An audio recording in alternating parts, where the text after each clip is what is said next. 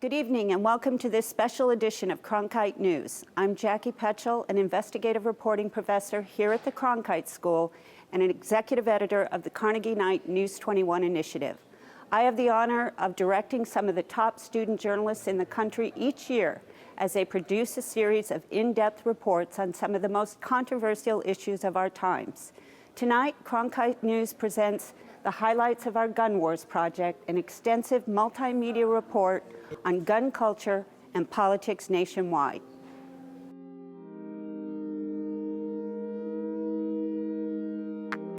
There is a divide between rural and urban, and it doesn't help our governor fosters that.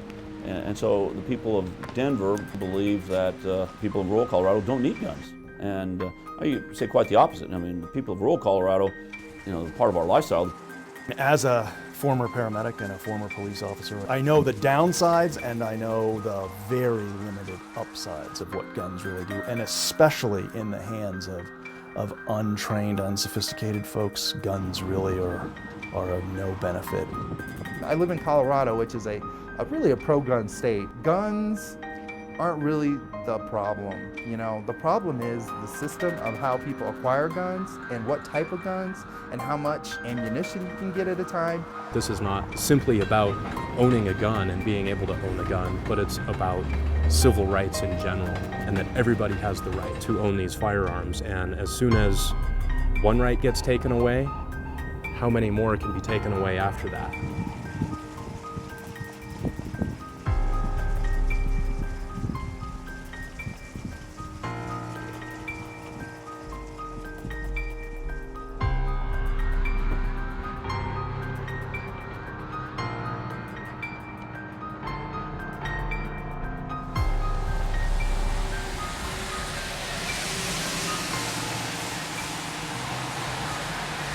We did, radical things like say you got to get a background check before you buy a gun, and you got to reload after cranking out 15 rounds.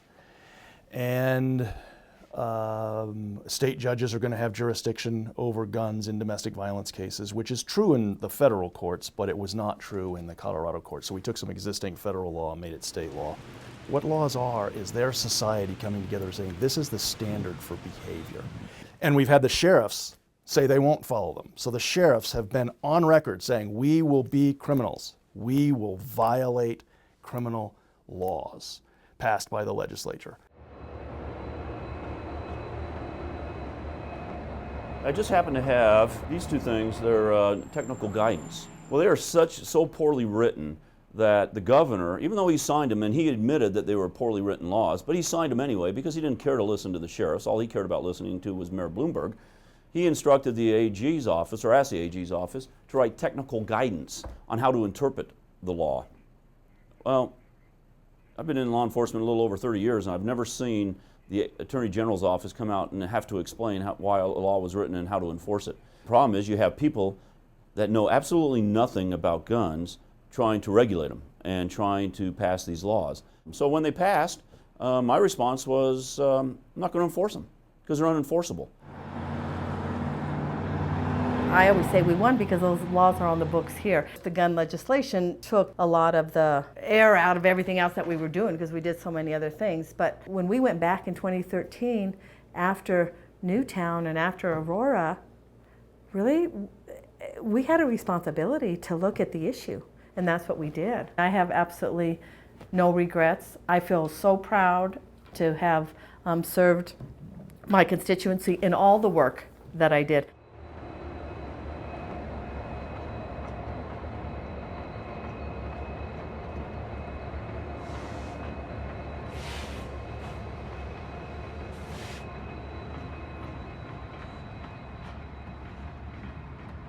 During the recalls, we were all so tired and so stressed out and so ready for it to be done that we said, when these recalls are over, we're done. We did our part, we stood up, when we're done.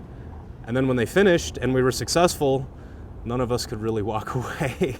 So the Colorado Second Amendment Association is actually an evolution from the recalls, and we figured that if we fired them, that we probably better get back to work at hiring good ones that were willing to stand up for for the individual rights of the people. I had no concept that I could be recalled or that I would have had any kind of impact that I had. But now that I do know that, if I went back to do that, would I change my vote? Absolutely not. You could hear the bullets hitting seats. You could hear the bullets hitting people. You could hear the bullets hitting the wall. I mean, it was just this loud bam, bam, bam, bam. Once I finally made it out through the front door, I sat right in front of the theater, I'll never forget, and this little girl comes up to me and says, you know, your arm's bleeding. And I'm like, what are you talking about? So I look at my arm, and sure enough, it was bleeding. It had 2 bullet holes in my arm that were just dripping blood. It was hard to like embrace just even normal everyday activities and things of that nature. So, you know, animals, you know, friends, you know, my faith, going out and speaking into it, you know, the community work I do, kind of the whole picture has helped me get to a point where at least I can wake up every day and feel like I'm, you know, being a part of society. But for a while, it kind of was, I felt like I was on the edge and I was being marginalized a little bit, so. Banning inanimate objects is not going at the root problem. The root problem is people with violent tendencies. So how do we deal with people who want to commit violence? How do you figure out that they want to commit violence before they do it? So if you pass laws that only law-abiding citizens are going to follow, how is that going to have any effect on crime? You gotta have comprehensive background checks. So when someone goes to a doctor and they're not in the right state of mental health or whatever, it should throw a red flag into the system, more or less, so they won't be allowed to purchase guns. But that's what needs to happen. Now it's up to our congressmen, you know, our local officials, you know, to, you know, make that a reality. We had 72 people injured in the Aurora shooting. But after the Newtown shooting, I said at the time, this shooting will change the consciousness of a generation. And I believed it firmly. I was dead wrong. It changed our consciousness for about 6 weeks. But it did start to move Colorado at warp speed that, you know, we've already had this theater shooting, which was god-awful, and Columbine, which was god-awful. Is our next shooting going to be a bunch of first graders, just like Newtown?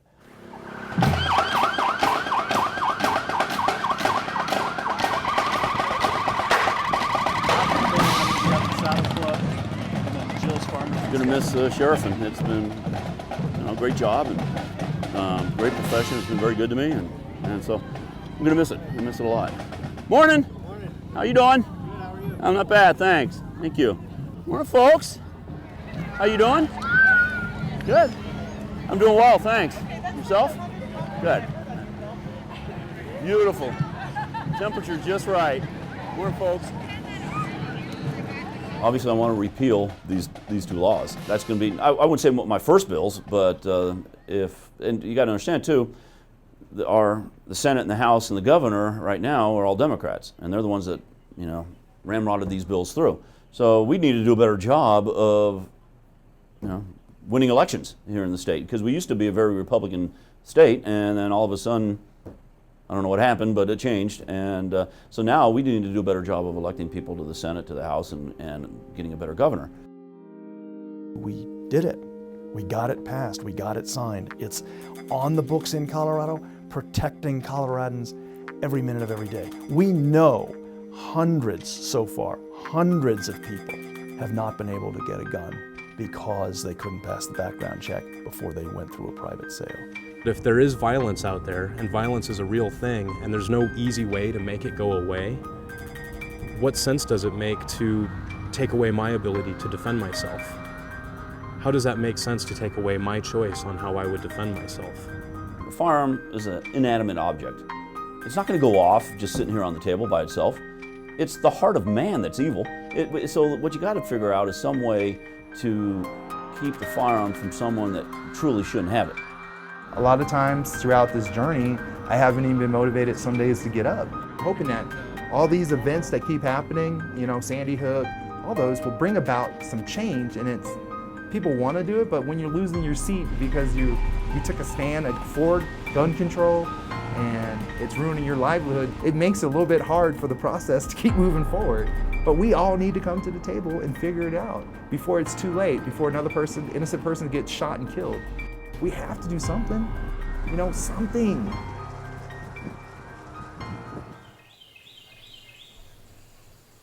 People die. A lot of people sometimes. Training repeated over and over and over until it's second nature. That's what saves you. It's what saves the guy next to you. When I was younger, I was not a very nice person. I saw my kids going to the same school that I went to, living in the same town that I lived in. And I thought about all the things that I did to damage this community.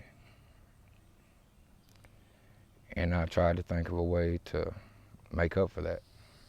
I'm not talented like Mark. I can't play and I can't sing. I don't have the speaking ability of Doug. I was a good soldier.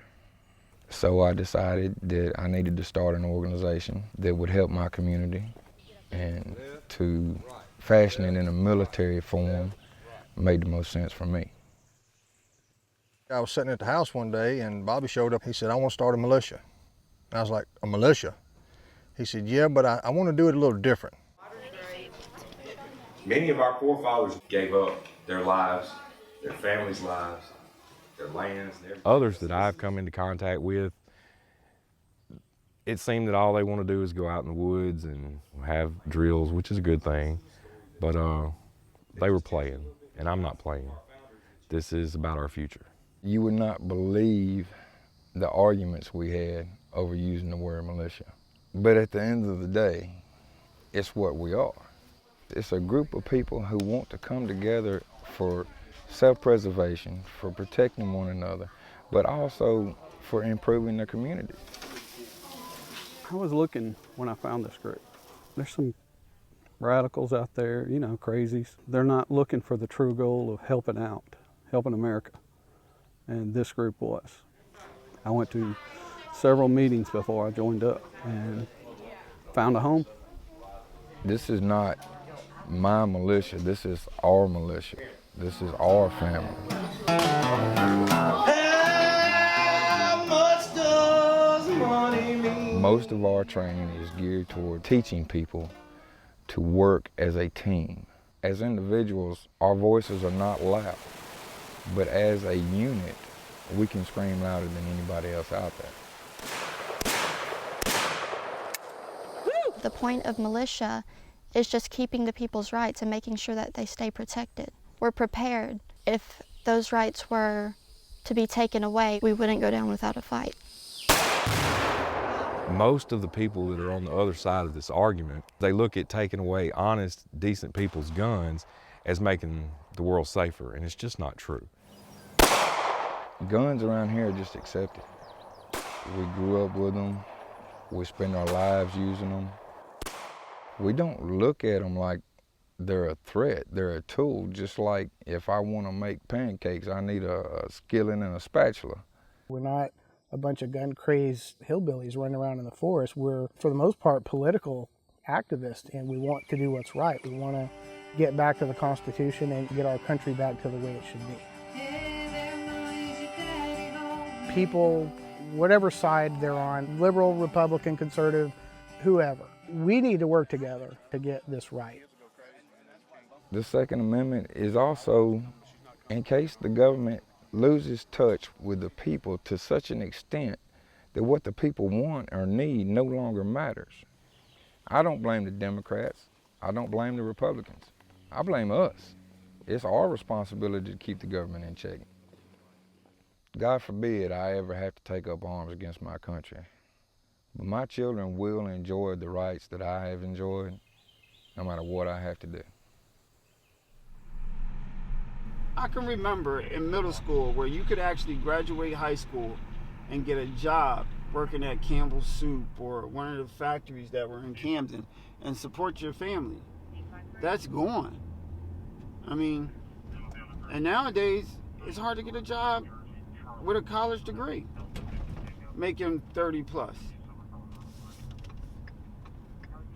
So, I mean, you're never gonna get rid of this.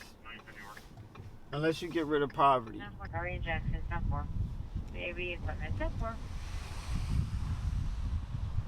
My daughter called me screaming on the phone. I really didn't understand what she was saying, but she was telling me, Robert just got shot.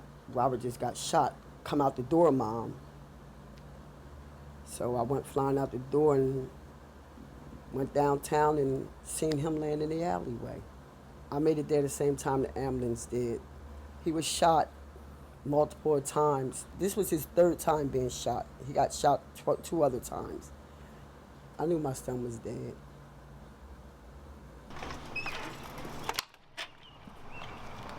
At his age 27, and the year that he died, 7/10/12. My daughter actually made the cross for them. He had like 3 of them. Somebody stole 2 of them, and so they let her go and make one for herself. So that's the cross that we had from when he died 2 years ago. I couldn't even cry. I couldn't cry. I was so angry. I was more angry than anything. It just something just ripped out of my body. Like a part of me just went. From there, I just started being angry. I'm just an angry person now.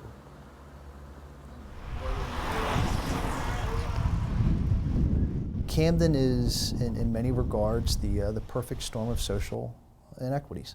When you look at the unemployment rate, when you look at the dropout rate, when you look at the poverty rate, when you look at the amount of abandoned homes that we have, the crumbling infrastructure, we would essentially be like if you went into Philadelphia with a cookie cutter and took its most challenged section, or Chicago or LA, and you were to pull out its most challenged 9 square miles. It's like being in a desert, you know what I mean? No supermarket, no industry, nothing. So when you put that with,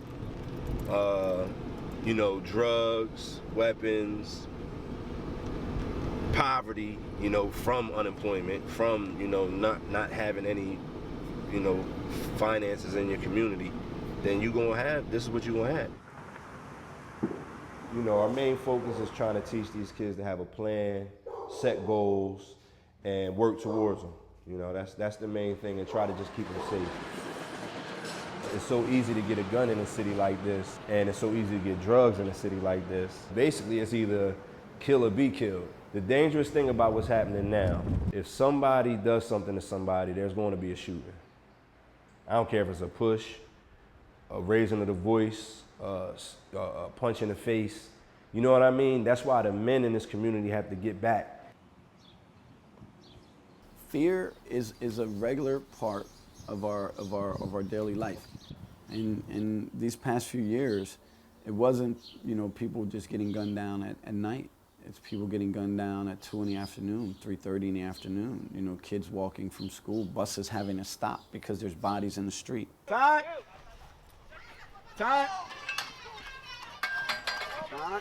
One more outburst and you're off my field. Time. The North Camden Little League was formed to provide safe places for kids to play and for families to gather. We found that as we developed our inner cities, that we were disconnecting people from nature. So there was really no opportunity for you to actually de-stress, to relax, to hear the birds, to feel grass on your toes. If you're surrounded by concrete, asphalt, glass, and steel, those are hard, and that sort of feeds into, your subconscious as to what you are.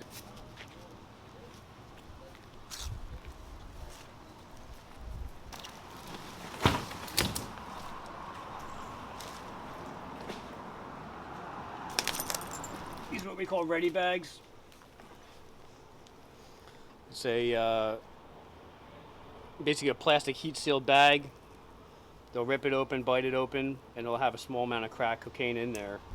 In this alleyway, going from that street to this street, a lot of people walk back here, Kids on bikes, kids walking, people walking, and now you got huge shards of broken glass all over the place. The violence that's being done, or that what people see, is really an adaptive behavior for dealing with a toxic environment. And so what's really important is that it's not that the behavior they see is what's problem, It's the environment that causes someone to learn an adaptive behavior that in a sense may help them survive, but actually creates more toxicity in the environment. What do you do for a living?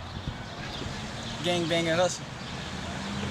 Not what I wanted to, but like I grew up around it, so it's not like I could like change out of nowhere. I got too many felonies, so it's hard for me to get a good job. This ain't gonna last forever, really. You feel me? We could be standing right here and somebody just could come kill us right now at the same point. Like, you got a gun, I ain't saying you can go a long way with a gun, but you feel me? You get money, you can't go broke if you got a gun. We have to occupy this city forever. I hate to say it, but because drugs aren't going away. I mean, you want the police department numbers to drop down, you want crime to go away, you have to find a way to get rid of drugs, but you gotta find a way to get rid of poverty too. We're dealing with a culture of violence.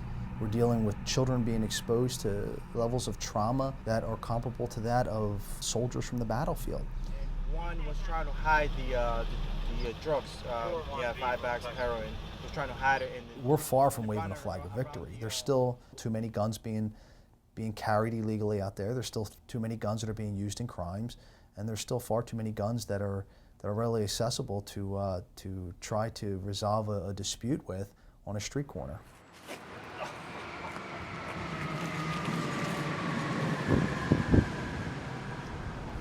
Too many mothers in here that's grieving in Camden where they are not reaching out. They're not reaching out at all. And that's sad.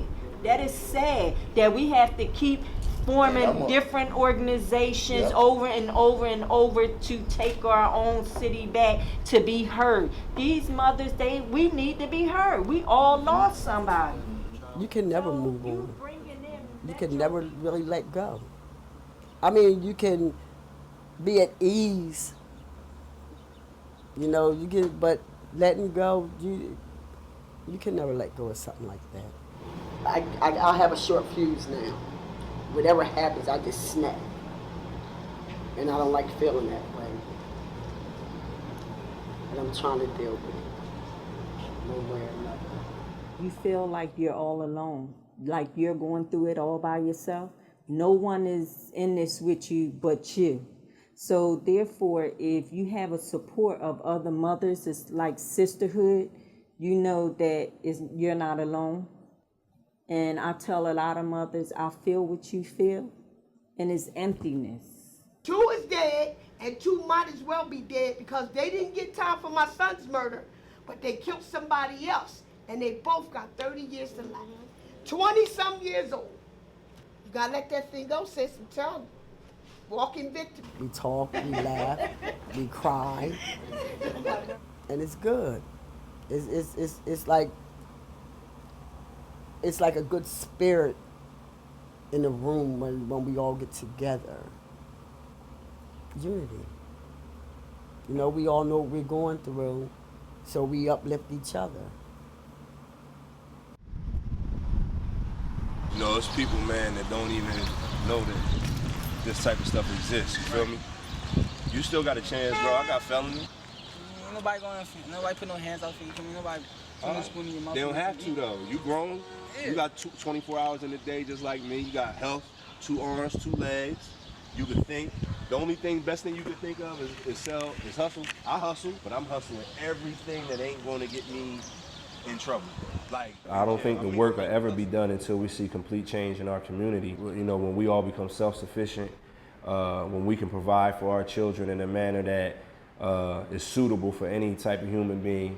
My vision for the kids in this community is to have better parents, better family structure, and with that by itself, the change for our children will happen. So my vision for the kids is us, you know, us as adults. Now back to ball. Baseball, you know, you can't pack a gun on the field.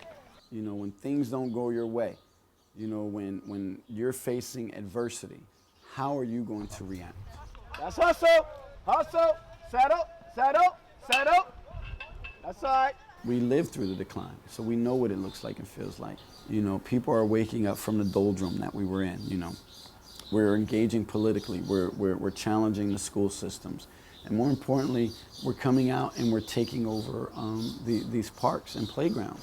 You got to be quicker anytime they see that ball coming, just because of that. There's no fence to stop it. So we're trying to unite each other, stand together, and make Round and Camden better the way it used to be in the day. You know what I mean? It's a better way of living around here. You don't have to live this way.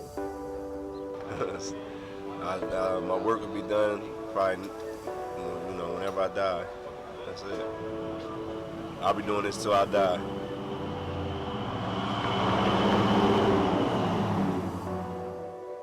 If you take over one block at a time, blocks turn into neighborhoods, neighborhoods turn into communities, communities turn into cities. And block by block, you can take the city back. Now look! Go to mommy.